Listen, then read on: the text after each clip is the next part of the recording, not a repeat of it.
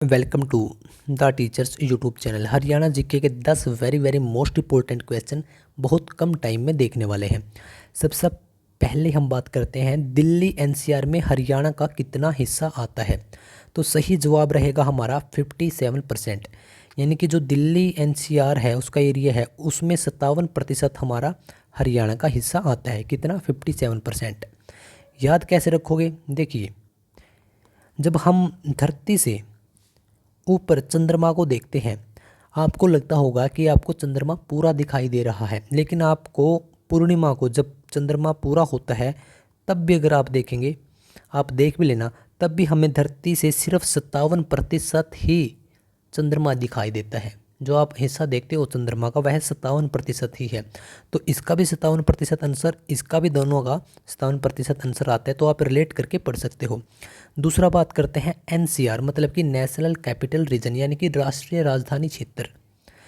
तो हम राष्ट्रीय राजधानी क्षेत्र के अंदर आते हैं हरियाणा भी। तो एनसीआर की अगर हम बात करें तो 1991 के अंदर इसको, दिल्ली को एनसीआर रीजन, एनसीआर क्षेत्र घोषित कर दिया गया था। कब? 1991 के अंदर। 69वां एक संविधान संशोधन हुआ था संविधान के अंदर, इसके अंदर 1991 में इसको एनसीआर को, दिल्ली को एनसीआर क्षेत्र घोषित कर दिया गया था। अब बात करते हैं, जो आपको यह एनसीआर वर्ड दिख रहा है दिल्ली एनसीआर के अंदर, 3 राज्यों के 24 जिले इसके अंदर शामिल हैं, जिसमें हरियाणा के 14 जिले, यूपी के 2 जिले, राजस्थान के 2 जिले और यूपी के 8 जिले शामिल हैं। अगर आप इनको काउंट करेंगे तब आपको यही समझ में आएगा कि ये 24 ज़िले हो जाते हैं। तो पूछ ले अगर क्वेश्चन कभी भी, एनसीआर के अंदर कितने ज़िले हैं? तो 24। एनसीआर के अंदर राज्य कितने हैं? 3। कौन कौन से हैं? हरियाणा, यूपी और राजस्थान। हरियाणा के कितने ज़िले? 14 ज़िले। राजस्थान के कितने? 2 ज़िले। यूपी के कितने ज़िले? 8 ज़िले। तो हरियाणा के कितने ज़िले एनसीआर में नहीं आते? 8 ज़िले नहीं आते, 14 ज़िले आते हैं। तो अगर आप देखोगे तो कुल 22 ज़िले हो जाते हैं। कितना क्षेत्र आता है? 57% हिस्सा आता है। इतनी बातें आप सबको पता होनी बहुत ज़रूरी है। और हाँ, अगर बात आई है दिल्ली की, तो दिल्ली से रिलेटेड देख भी लेते हैं हम कि दिल्ली को हरियाणा कितने तरफ से घेरता है। तो यह रही आपकी दिल्ली। तो दिल्ली को हम 3 तरफ से घेरते हैं। यहाँ आपका सोनीपत, यहाँ आपका झज्जर, आपका फरीदाबाद, है ना। तो यह आपके क्या हो गया? यह आपके दिल्ली को हमारे 4 ज़िले 3 तरफ से घेरते हैं, 4 ज़िले लगते हैं, ठीक है। ओके, तो 4th ज़िला हमारा गुरुग्राम, फरीदाबाद और सोनीपत, और ये इस तरफ कौन सा हो गया? झज्जर। तो 4 ज़िले दिल्ली को 3 तरफ से घेरते हैं। पूर्व की तरफ से हम नहीं घेरते, पूर्व की तरफ से यूपी इसको लगता है। इतनी बातें आपको समझ में आ जाना चाहिए। सेकंड क्वेश्चन है हमारा, हरियाणा की माटी का समाचार पत्र कौन सा है? तो हरी भूमि, जो कि हरियाणा की माटी का है, हरियाणवी लैंग्वेज में है और मतलब हरियाणा का ही है, ठीक है। और 1996 के अंदर इसको शुरू किया गया था। हरियाणा से ही निकलता है, कहने का मतलब ये है कि हरियाणा की माटी से कौन सा अखबार निकलता है। अगर बात करें हम कुछ शुरुआती अखबारों की, जैसे कि 1916 में जाट गजट को निकाला गया था सर छोटू राम के द्वारा। और क्या था, यह जो निकाला गया था अखबार, यह 1916 में निकाला था और रोहतक से निकाला था। चलिए, थर्ड क्वेश्चन, वर्तमान हरियाणा सरकार में गृह मंत्रालय किसके पास है? Very most important. मैं आपको एक बार फिर बता दूं, जितने भी मंत्रालय हैं उनको आप घोट कर पी जाइएगा, क्योंकि यहाँ से आपको एक क्वेश्चन तो मैं लिख के दे सकता हूँ कि आएगा ही आएगा, ठीक है। तो मंत्रालय की अगर बात करें तो यह गृह मंत्रालय किसके पास है? नायब सिंह सैनी, जो कि हमारे मुख्यमंत्री हैं, इनके पास है। यह कौन से मुख्यमंत्री है? 11वें मुख्यमंत्री बने हैं ये हरियाणा के अंदर, ठीक है। कौन सी विधानसभा के चुनाव हुए हैं? अभी 15वीं विधानसभा के चुनाव हुए हैं। कब हुए हैं?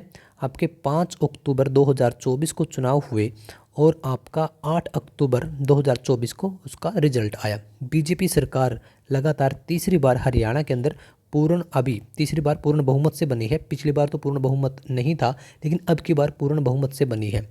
ओके, तो अगर हम बात करें गृह मंत्रालय की, तो बात कर ली नायब सिंह सैनी। जैसे कि परिवहन मंत्रालय हो गया आपका, किसके पास है? अनिल विज के पास है। शिक्षा मंत्री कौन है? महिपाल डांडा है। जेल मंत्री कौन है? अरविंद शर्मा है। डॉक्टर अरविंद शर्मा। तो इसके लिए मैंने पहले से ही एक बहुत ज़बरदस्त वीडियो बनाकर यूट्यूब के ऊपर डाल दी है, जिसका लिंक मैं इसी वीडियो के डिस्क्रिप्शन में दे दूंगा।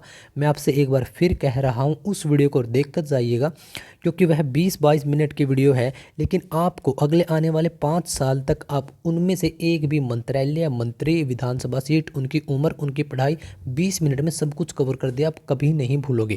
क्योंकि एग्ज़ाम्स लगातार आएंगे आपके, तो वहाँ से अब नहीं तो अगली बार क्वेश्चन आपका रिपीट होगा ही होगा। चलिए नेक्स्ट क्वेश्चन, महावीर गुड्डू को किस कला क्षेत्र में पद्मश्री पुरस्कार दिया गया? यह करंट अफेयर का क्वेश्चन है। तो कला क्षेत्र में महावीर गुड्डू एक कलाकार हैं, तो कला के क्षेत्र में इनको पद्मश्री दिया गया है। हरियाणा से 4 लोगों को अभी पद्मश्री दिया गया है। तो बता दूं आपको, एक हरियाणा करंट अफेयर की वीडियो इसी यूट्यूब चैनल पर आपको मिलेगी, तो आप उसको देखकर ज़रूर जाइएगा, क्योंकि वहाँ से आपके काफ़ी क्वेश्चंस आपको पता लगेंगे जो कि नए नए हैं। हरियाणा की सबसे लंबी नदी कौन सी है? तो यमुना नदी है। 320 किलोमीटर आए या फिर 326 किलोमीटर आए, जो भी आए इन दोनों ऑप्शन में से आपको उस ऑप्शन के साथ जाना है। तो कौन सी नदी है सबसे लंबी? यमुना नदी। अगर आपसे पूछ ले जाए कि सर्पाकार यानी कि सांप के आकार जैसे जैसे सांप चलता है वैसे कौन सी नदी चलती है, तो यह है भी आपकी क्या है? यमुना नदी है। क्या यह एक मौसमी नदी है? नहीं, यह एक मौसमी नदी नहीं है। इसके अंदर आप जब भी जाओगे आपको पानी देखने को ही मिलेगा। अगर पूछ ले जाए कौन से 2 राज्यों के बीच बहने वाली कौन सी नदी है, तो वह भी यमुना नदी ही रहेगी। उत्तर प्रदेश और हरियाणा दोनों को यह अलग करती है, यानी कि बाउंड्री पे बहती है। हरियाणा के पूर्व में कौन सा राज्य है? तो उत्तर प्रदेश राज्य है। अगर पूछ ली जाए कि हरियाणा की सीमा किस राज्य के साथ सबसे ज़्यादा लगती है, तो ध्यान रखिएगा राजस्थान के साथ सबसे ज़्यादा लगती है 1262 किलोमीटर, और उत्तराखंड के साथ सबसे कम किलोमीटर 11 किलोमीटर की एक सीमा बनती है। चलिए हमारा नेक्स्ट क्वेश्चन, हरियाणा के कितने ज़िले किसी भी राज्य के साथ सीमा नहीं बनाते? तो 2 ज़िले, एक रोहतक और दूसरा चरखी दादरी। अगर आप मैप में देखोगे तो रोहतक और चरखी दादरी हरियाणा के ही अन्य ज़िलों के साथ तो सीमा बनाते हैं, लेकिन अन्य राज्यों के साथ सीमा नहीं बनाते। हमारा अगला क्वेश्चन, दिल्ली की गद्दी पर बैठने से पहले कौन हांसी से कर यानी कि टैक्स इकट्ठा करता था? तो गयासुद्दीन बलबल था। Very very most important. तो आपको ध्यान रखना है कि यह दिल्ली की गद्दी पर बैठा, लेकिन उससे पहले हांसी जो कि हिसार के अंदर है उसका कर यानी कि टैक्स इकट्ठा करता था। कौन? गयासुद्दीन बलबल। हमारा सेकंड लास्ट क्वेश्चन, मुगल वंश की स्थापना किसने की? तो बाबर ने की थी। कब की थी? 1526 के अंदर की थी। और पानीपत के अंदर पहला पानीपत का युद्ध हुआ, इब्राहिम लोदी को हराया गया, लोदी वंश का खात्मा किया गया और बाबर गद्दी पर बैठा, और बाबर ने लगातार 4 युद्ध जीते और 1530 में इसकी डेथ हो जाती है। ओके, चलिए कैथल का विद्रोह कब हुआ? 1843 में हुआ। राजा सिंह ने इसका नेतृत्व किया था। ओके, तो इतनी सारी जानकारी आज की इस वीडियो में थी। 10 क्वेश्चंस के नाम पर हमने लगभग 30 से 40 क्वेश्चनों को निपटा दिया है। अगर आप वीडियो लगातार देखोगे तो आपको बहुत कुछ सीखने को, जानने को मिलेगा। इसी यूट्यूब चैनल पर आपको HTET से रिलेटेड, CET से रिलेटेड सब कुछ पूरा मटेरियल मिलेगा, बस जस्ट आप पढ़ते रहिए। तो फटाफट इस वीडियो को एक लाइक ज़रूर कीजिए ताकि मेरा भी मोटिवेशन बना रहे, और आप जिस भी एग्ज़ाम की तैयारी करें आपको बहुत बहुत सारी शुभकामनाएं। उम्मीद करता हूं कि आप बहुत जल्द एक टीचर बनकर इसी यूट्यूब प्लेटफॉर्म पर एक सरकारी नौकरी लेकर हमें मिठाइयाँ खिलाने के लिए ज़रूर आओगे। तो चलिए मिलते हैं अगली वीडियो में।